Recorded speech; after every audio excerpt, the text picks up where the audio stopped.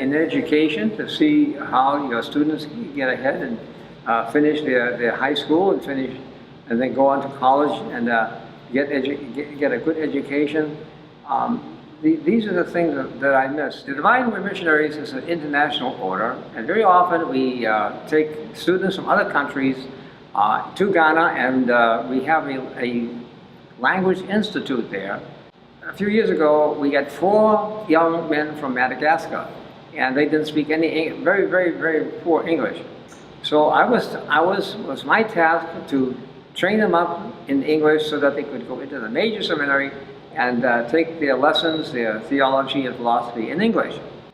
These 4 gentlemen were very dedicated and committed, and they taught me some things about Madagascar. For example, they speak Malagasy in Madagascar, and not French, although they do have French. And I was trying to teach them English.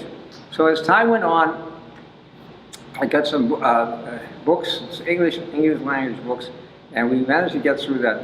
They taught me Malagasy songs from church, and I taught them some English songs from our church. So we had a wonderful integration of cultures there.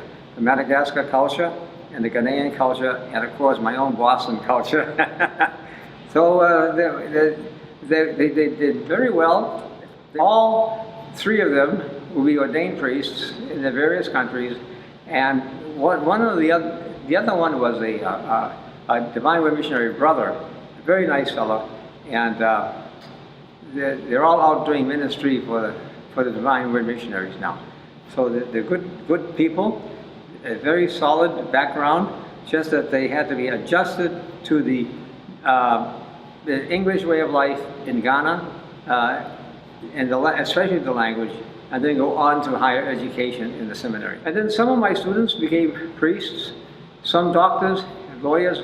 I remember I was very sick once, and I asked the doctor to come. He was one of my old students, so he knew exactly what to give me and so forth. He says, "Father, be careful, we don't want to lose you." And it just so happened that the part that was the Confredo Diocese that we were in, the bishop there was one of my old students. And he was very interesting. He's now Archbishop Buckle. I remember as a young student, he had some kind of a blood thing, so it made him very tired. So he'd be dozing off in the class in the afternoon.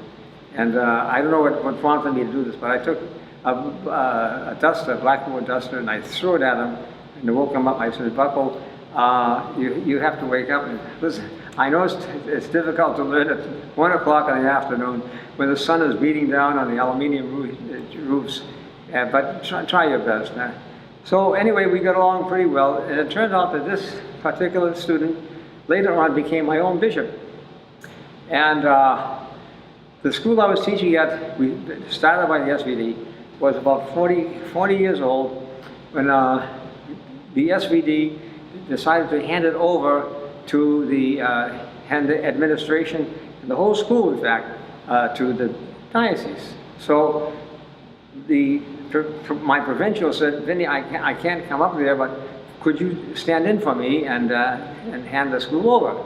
So I did it. I dressed up in my nice kente cloth and gave the usual talks and so forth.